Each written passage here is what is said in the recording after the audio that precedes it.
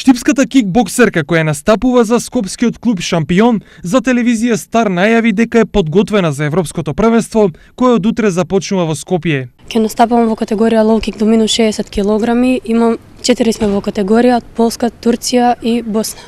Ово ми е предизвик голем затоа што вака прв пат ќе учествувам на некое големо првенство и се надевам на успех. Варадинова на светскиот куп во Римини, Италија, го освои сребрениот медал, откако се пласираше во финалето, но таму загуби од репрезентативката на Италија.